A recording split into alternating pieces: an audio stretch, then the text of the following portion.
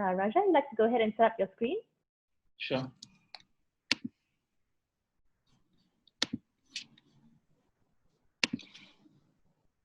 Very good afternoon, everyone, and thanks for having me today. I'm quite excited to be here and thrilled to be sharing some thoughts around branding in a pandemic world. And pandemic world and also uncertainty in general, right? So talking about uncertainty, uh, we are dealing with two unknowns at this point in time, like two monsters, right? One is like pandemic on one end, and the recession, as a result of this pandemic on the other side. And it's a bit tricky and unique challenge for all of us marketeers. So I have seen recession in the past, and to deal with two bigger challenges at the same time is very unique for all the marketeers like us.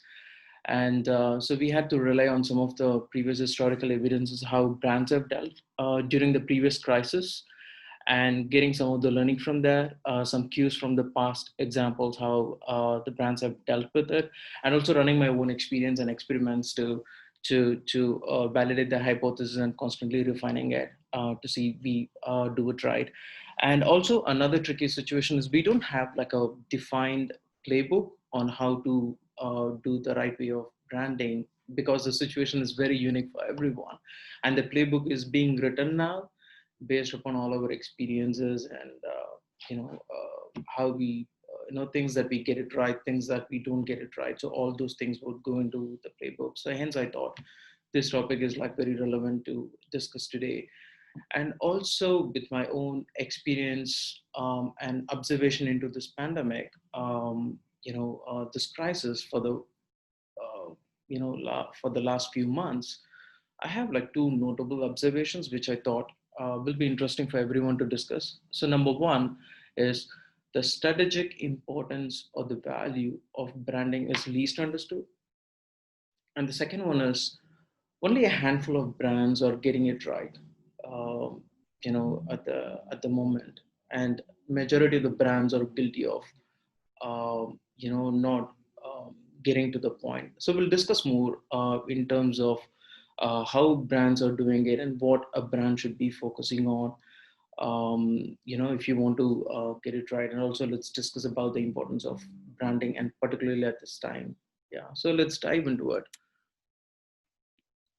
So the I want to begin with this quote by the ex-CEO of P&G, A.G. Lafley. So the quotation is like, the quote is, when times are tough, we build market share. So this kind of like summarizes the point that I'm trying to make through this presentation. So this quote could be used as a caption or tagline for my presentation.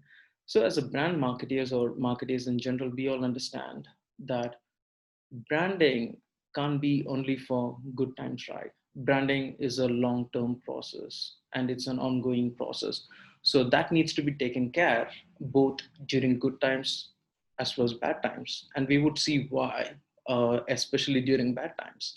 But um, as a marketers, this is something that we have to like really understand, and what is the consequence of you not focusing on branding in bad times, and what it means for your brand in long term needs to be clearly understood. And the second one is, and there is a preconceived notion and also the vibe that I get when I talk to like people, that branding is something only reserved for brands that spend like $1 million budget or even $1 billion budget in some cases, and it's not for like smaller companies like startups or SMEs. But my point is, as long as you're in a business that deals with human on the other end, branding is very, very, very significant, that you can't undermine it or you can't overlook it. So let's understand, let's do a reality check. So why this is important at this point in time? Um, you know, some Standard and Poor, they kind of like estimate it's going to take until 2023 for the economy to start recovering. Yeah. And also, so far through this pandemic, the global economy has shrunk a whooping over 5%, right? And you have to understand the scale of this shrunk is so massive that the world have not seen such a massive shrunk since Second World War. So the reality is we all are in for a very, very long fight. Yeah. So that's why it's important that you have to get it right, because there is a long way to go, and better we understand the fundamentals and we get it right, and thereby we bring the value for our business. So let's understand during uncertainty in general, there are a few things that happens, right? So let's start with the change in customer mindset, one of the biggest thing, right? So typically what happens in crisis like recession or pandemic, and now we are dealing with both, right? So first and foremost thing is the disposable income of your customer gets affected, right? So when the disposable income that gets affected because people have challenges with their jobs, like companies are um, doing salary cuts, or people have been like let go from the jobs, or companies are doing like furloughs, etc. So all these things kind of impacts the consumer's disposable income. So what that means is, and also looking at all these things, right, that people also like kind of lower their confidence of the future. They are not unsure of the future, so that kind of like affects their confidence. And what it also means is people will gravitate towards more value buying. Yeah, so previously they kind of like have disposable income, they kind of like buy things that they want, um, you know uh, but now with this kind of uncertainty, every single dollar is very important for them, so they go towards more value. So what happens as a result is they start to prioritize the things that they want to have, like what are essentials and what are non-essentials, and what non-essentials could be deferred to a later date. And as a result, all these things would have an impact on the brand, because the brand preference would also change, because people may move to another brand, less familiar brand, or not even like a no brand, because it's valuable, it's value for them at this point in time. So what it means for your brand, yeah, so that's a question that we have to understand. So hold on your thoughts for now. I'll deep dive into it in a bit. So let's also look at another consequence, what happens during the crisis. Marketing budget cuts. It's very common in this time. There are several reasons why a business would resort to cutting the marketing budget, right? Number one, um, it's very, the reality is it's very easy to cut marketing budget compared to like any other cost reduction or cost optimization organization. The second one is the value of branding is not like clearly understood by the company in long term. And also there is a severe underestimation of branding value, because people might think that let me reduce my budget, or even I go dark, not doing any marketing at all for few days or few months, it still be okay for my brand. So once the economy recovers a few months later, or even a year or so later, then I'll restart my marketing, and then things should be okay. So that's severely underestimated on the impact of that. And also, the marketers are also guilty of not correctly linking the performance metrics of or the impact of branding, the overall business results. As a result, the business leaders doesn't have like a visibility on what is the return of investment, or the value that branding is bringing to the business. So let's deep dive into it in terms of what it means for your brand, and then how you can deal with a situation when you are asked for a budget cut. The third one, another interesting and important, perhaps the significant factor also is like communicating. Um, During this pandemic, I have seen scenarios where brands are coming up with like different communication. For example, I have seen brands are jumping into the trend of supporting social distancing when social distancing become a norm and important to the society for everyone's well-being. um, some of the brands I saw that they were like supporting this by kind of like changing the branding elements of the logo, like keeping like certain design elements within the logo apart to show that they kind of like support social distancing.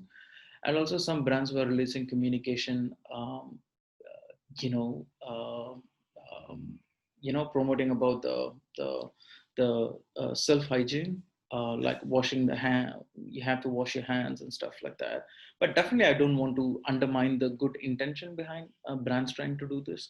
But at this point in time, there is a lot a brand can do than just like showing some design changes in the logo and communication. I'm going to explain to you with some examples of how there are certain brands that go out of the way to kind of like have that strong relationship with the customer at this point in time through their action than having like a change in the logo or or a communication asking the users to wash hand, which the users would already are aware from other ways or mediums. So brands can do much better is my point. So let's deep dive into it later.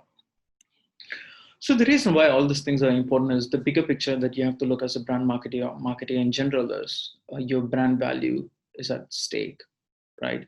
So as a marketer, so this is the long term goal that everyone should have in their mind, that whatever that you do, if your brand health is very good, and then it's gonna show up in your brand value, and that's value is for your business.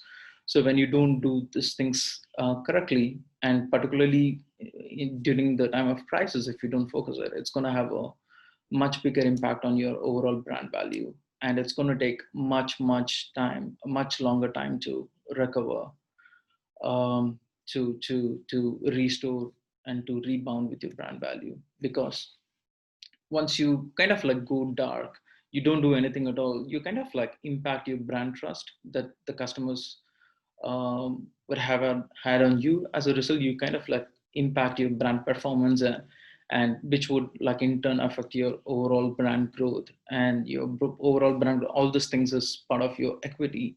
So your brand equity would actually come down. As a result, your brand value would kind of like affect as well. I kind of like oversimplifying this entire process, and not necessarily it needs to go linear, but the bigger picture is if you don't get your branding right, it would have an impact on your brand value. So let's look at the area now. You kind of like understand, right? So it's going to impact on your brand value. So what can you do? What can or what should the brands do? From my experience, my point of view is there are like three things that a brand should be focusing on. If you really want to improve your brand value, if you really want to get your branding right at this point in time. So three things you have to focus on. So let's start with demonstrate your core brand values. As a business, every business would have some core value that connects to your customers, that connects to your employees, right? And these core values are not only meant to be residing somewhere hidden, somewhere on your about us page on your website, but it is times like this, right? It's like an opportunity in disguise for you to transform those text values into real actions, right? So let's go back. Let's look at some of the examples how brands are doing. Let me start with um, this gaming company headquartered in Singapore, Razer Inc. It's an online gaming company. So here a bit of a context. When the whole pandemic evolved, so in Singapore there was a shortage of masks, right? At least there was a fear among the society that I'm not going to get my hands on masks, right? And also, as the pandemic was catching up in other countries as well. And for Singapore, the masks were manufactured in other markets, which was actually affected by pandemic. So hence the supply chain got disrupted. So kind of like adding to more concern that are I going to get my hands on masks? And people were queuing up in some of the shops to purchase masks. So as a brand, Razer, they did not waste any time at all. So they kind of like pulled in their resources. They kind of set up an automated production line for masks, in a matter of days. And then they manufactured masks, high quality masks, manufactured locally in Singapore for the residents of Singapore. And they kind of like manufactured like several millions, like 5 million masks, and they distributed. And they ensured the frontline workers, like health professionals, gets their hands on the masks. And also, Razer strategically placed vending machines all across Singapore to ensure that everyone gets masks. 16 years and above, they get masks, right? And also going by the core value, which is it's a company built by the gamers for the gamers. So they kind of like brought in the gaming community as well. For every time when they play the game, they win the game, they get some credits, and they can, kind of convert the credits to donation, and they can donate masks or like to the needy and stuff like that. So they kind of like bought some kind of like social purpose and social cause to that as well. So just now imagine when I spoke about like some companies like showing the logo or changing the logo in support for social distancing and brand sending messages like you have to wash your hands, and then see a brand like Razer literally using their physical resource, setting up an automation production line, manufacturing masks and sending to the masks and ensuring that uh, uh, the people gets their hands on the mask. So it kind of like you show as a brand in front of the people when they needed you the most, right? So this is the difference of action that I'm talking about. Yeah. So while that is, if you can do it good, there are like a lot of other options you can do all the way. You can go out of the way to make it great, and it is the time for you to create that kind of like great impact if you want to have that lasting impression of your customers. And for a brand like Razer, if kind of like supporting people, the brand um, recall rate would be much longer, and people would remember you as a brand because you helped them when they needed the most. Let's look at another example. It's coming from our own case, like Technetia. Um, for those of you who may not know Technetia, so we are a English language media company. So we covered news that includes like hottest trends to the strongest titans to the boldest startups. Our mission is to help and build Asia's tech and startup community. So going by our core value and mission, during this pandemic, during this uncertainty, business leaders, founders, venture capitalists, those are our core audience. So they were like unsure because of the unknown what to be done, because everyone is facing through these uncertainties, right? They are not sure how to navigate this challenging time. So they were looking for advice. They're looking for suggestions. They're looking for examples. They're looking for inspirations. They are looking for some kind of like tips and tricks that help them navigate this unknown um, challenge. So we kind of listen to the pain points of our customers, and our strength lies in journalism. So we kind of like played to our strength. So we pulled in our resources. We commissioned survey among our hundreds and thousands of startup founders, venture capitalists, and investors.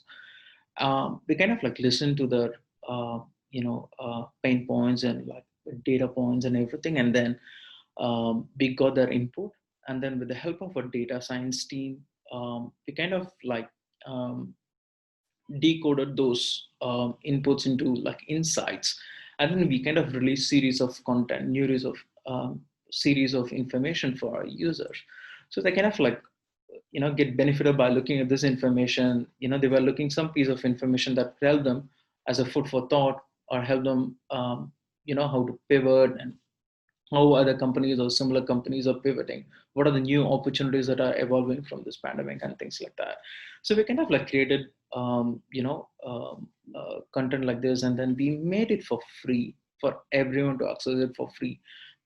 We sell our premium subscription. For somebody to read our premium content, they have to sign up, they have to pay subscription. But considering the sensitivity at this point in time and the criticality of it, and also going back to our core value, we made it for free for everyone to get access to the valuable content, the most deserved content, to help them navigate the challenging time. And again, so these are the actions that I'm talking about. It's not it's not just communication or just words. It's a time for brands to go back, revisit the core values and then do an action that will have a long lasting impact on the customers about your brand. The third one, in the core value example, is from the most worst hit industry, the airline industry, Cathay Pacific. So Cathay Pacific core value is they would go to any extent to help satisfy their customers. So that's the core value. So when this whole outbreak happened, I think late January, early Feb, I guess, if I'm not wrong. So when that happened, I think they are the first airline to came up with to have come up with like series of schemes to support their affected customers and also customers, the general customers. So they came up with refund policies. They came up with like schemes where you can cancel as many times, you can change your it as many times you want. There wouldn't be any penalty for no show and things like that. And also their privilege club, like Marco Polo Club. So the company ensured, Cathay Pacific ensured that this privilege club member gets their points accumulated even the time they couldn't travel because of the outbreak. And also they ensure that this privileged club members, they their the points that they already accumulated, their points validity period also gets extended. So these people, they don't like, they need not to concern about, oh, I'm not traveling, so my tier going to come down, or my points going to expire very soon, but this situation I'm not able to travel. So they need not to have all those concerns, because even before they came to the company proactively addressed their concerns. And also in addition to that, they also ensured that they release like series of communication to the traveling passengers at the time, to ensure that they don't feel they don't worry about traveling the flight, because they have deep cleaned, etc., etc. They ensure that all those hygiene factors have been taken care of, and that has been like timely communicated to their customers. So the travel, you know they need not to worry in travel. So again, this is a example of a brand, despite being worst hit, they went all the way to please their customers and satisfy the customers as much as they can. So this is the action I'm talking about. So you have to rethink from this example how you can action your values, in such a way that it impacts your customers. So you have an opportunity where you can strongly nurture your relationship with your customers. The second point that I would like to dwell a bit is the budget cut. You remember I kind of spoke about marketing budget cut. So it's like very common and prevailing topic, particularly at the time of crisis. It is totally understandable why businesses cut costs, um, and and it kind of like makes sense if you're as a business, if it's a question of your survival today, then there's no point talking about you know uh, enjoying a jolly ride 2 years down the road, right? How your business going to shine 2 years down the road when your existing existence of today is a big question.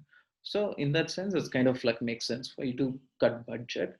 But then again, marketing is not all about you need to spend, right? There are so many other things that you can do without spending a dollar. We'll come to that. So that's one thing. But when we talk about budget cuts, there are like predominantly two camps. Generally, businesses would gravitate towards one camp that believes in being defensive in the sense they believe, they focus on short-term gains by cutting costs. So their primary goal is to ensure that they have a runway.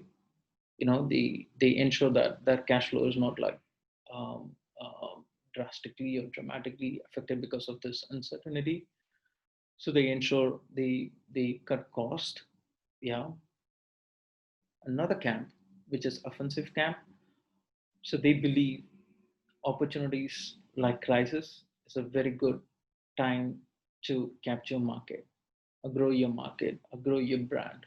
Like the example that we saw, the PNG one, from which I started the presentation. So that's another camp. So both has its own pros and cons. So let's look into that one. So let's go with the defensive camp. So the point is, this camp believes, like businesses that think that, hey, I want to cut everything. I want to cut all the marketing costs.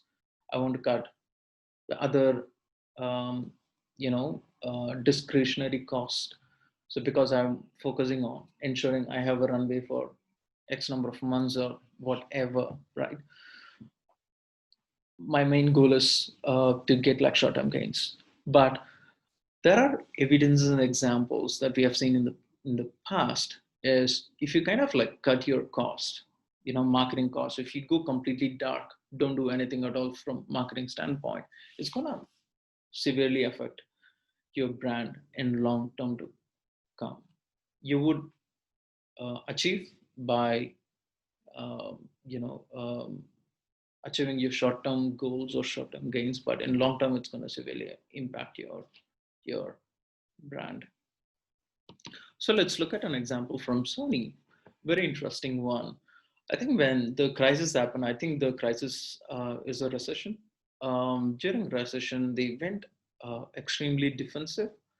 They had to let go of many people, and also they kind of like dissolved some of their assets, corporate assets, to ensure that they save the money, right? In the end, they end up saving. They achieve their goal of ensuring that they uh, kind of like met the target savings. But as a brand, they kind of like struggle. They couldn't like come back to the previous um, brand value that they had before. So they kind of like from there on, they kind of like struggled. This happened like early 2000. So from there on, they kind of like struggled as a brand. Right. So this is a problem with being defensive. So let's look at another example from Samsung. This is an example for being offensive. So this camp believed crisis is the best time to, or it's an opportunity in disguise for you to grow, right? So I think during like 2008 economic crisis or recession, so Samsung kind of doubled down on the resources. They kind of like strengthened their marketing team. They kind of like opened R&D offices, many R&D offices across the globe. So they kind of like ramped up all their efforts, right? When their competition were like slow because of recession, they were like either went dark completely or partially dark. They didn't do much activity. On the other hand, Samsung, went extremely aggressive.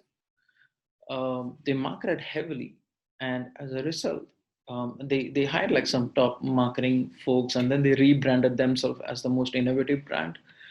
And also, it gave them a very good platform to launch their Samsung Galaxy, the flagship at this point in time, and then they heavily took on iPhone. And also, it all helped Samsung catapult its brand value. It became one of the most valuable brand at this point in time, and it came out like super strong, right? Well, they bet like most of the competition at the time. So this is the advantage of being offensive. But then again, the challenge is not everyone can afford to be Samsung. You know, I mean, of course, if you have a strong financials and cash flows like Samsung, why not?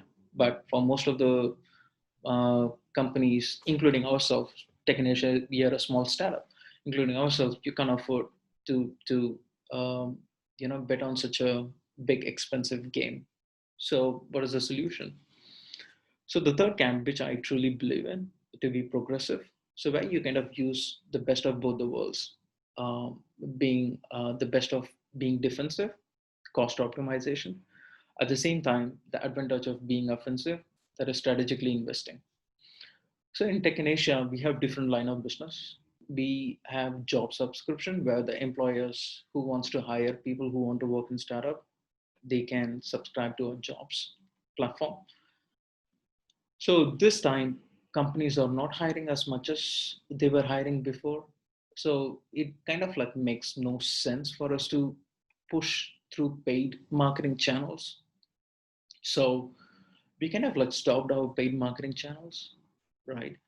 But at the same time, we ensure we don't go dark because we have to ensure the branding is consistently done for technician jobs. So we kind of like leveraging on our own media assets. We have a strong social media community across our social media pages and our newsletters and emails. So we and events. So we're kind of using those touch points we have, those channels that we have to ensure that we consistently do the branding for Technetia without spending a dollar, right? And we reduced and we kind of like uh, um, stopped paid marketing for Technetia jobs. On the other hand, the other line of business is premium subscription. Um, with the lockdown, people spending more time at home, people are consuming more news, and also it's with this uncertain time, business leaders are looking for more tips and information, in-depth insights, deep dive analysis to help them navigate this challenging time. So hence people are reading more news. So it kind of like made sense for us to double down on the resource. So we started hiring for this one for premium jobs, and we substantially increased our marketing dollars for to promote our premium jobs, and we are focusing on this one to grow for Technetia jobs. So this is the kind of progressive approach I'm talking about, where you kind of know, um, maybe for me as a brand, so this product doesn't make sense at this point in time because it's not very relevant. For example, if you have a uh, you know like entertainment, like movie theater kind of brand, so people not going to cinemas now, right? So you don't want to like promote that one. On the other hand, you may have like another brand which is like more sensible for you to promote. So I'm saying an example, but you need to think about what makes sense for you to invest and what makes sense for you to cut down. So you kind of cost optimize at the same time. Um, you also kind of invest strategically, invest on things that are going to bring you value. So the last one here that I'm going to talk about is communication. Perhaps the most important thing. So here, my point is, particularly at this time of at this during this time, right, in time of crisis, your communication should be number one, should be incredible attention to detail of your customers' challenges and pain points, and see how you can help that in action. And your communication should supplement or support that action, right? And the second thing that I want to highlight with regards to communication is you have to ensure that you listen to your customers and then you change that the way you act and speak. And you have to be like empathetic to your customers, right? For you to establish the genuine connection with your customers. And you also need to ensure that it needs to be proactive and it should be timely, so which is very very important for you at this point in time. So let's look at some example. The first one which I kind of like is an example from Princess Cruise. So when the cruise business got affected, they did not waste any time, so they released communication to their customers and like public in general. So what was interesting in this one was the format they chose, and who kind of like addressed is the most interesting as well. So their leadership team directly got into the frontline communication, so they kind of like communicated that carried lots of credibility and commitment of the business to the public, right? So they kind of like announced, they kind of like affected because of this, and our cruise will be like temporarily stopped for starting from so and so, and all kind of like messages that kind of like comforts and tells about the plan of action, right? And also the distributed this across all the social media. And also this is like not flashy, not pre-record, it's just like straightforward message directly from the leadership team addressing to the public, something that we all can take an inspiration from this one. The second example is it's an example from Heshe that kind of explains uh, why it is important for brands to pay attention to the things that are happening on the ground. For example, when this pandemic happened, um, you know, uh, uh, started to evolve, so we all understood that social distancing is very important. So we kind of like all understand that, but as a brand, they listen to what happens or what is the evolving trend on the ground within the society. And the moment they understood that social distancing is a new norm, they paid respect to that, uh, that social sensitivity, and then they recalled all their ads, which had people hugging, and then they replaced that with product centric ads. So giving attention to details on what's happening on the ground, and paying attention to the customers, your society's sensitivities, and realigning yourself to relate to them, to connect with them, would help you to have a much more stronger relevancy and also that connection with your customers. So this is another brand example of how a brand should react or communicate in times of crisis. Sensitivity is an important point. The last one, can't end this presentation without mentioning Singapore government. So Singapore as a country is always known for being efficient, disciplined, and strict. They lived up to their reputation, right? So when this whole pandemic happened, when it comes to like timely communication, they kickstarted this project where all the residents here, they can like sign up to the WhatsApp distribution channel, and every day, I think it's like twice, I mainly follow the night news, the night message that we get about pandemic, the key stats, information that we all eager and wanting to know about, right? So this kind of ensure that we don't like freak out on what's going on. So it comes consistently every single day in the allotted time. So thereby ensuring that people who trust them as a brand for all this efficiency and things like that, they meet that by having this initiative and ensuring that everyone gets their message, and then they don't like worry about, so this is another example that we all can learn how brands think, and how they go about in terms of action. So what is interesting here is proactive, timely communication on the channel that everyone uses, like WhatsApp. It's mobile, it's important key information, so it's better to send a mobile, not like an email, right, or any other channel. So this also ensure that, yeah, I can trust Singapore government, they always there and they think ahead of me. Yeah, so this is the kind of like brand action that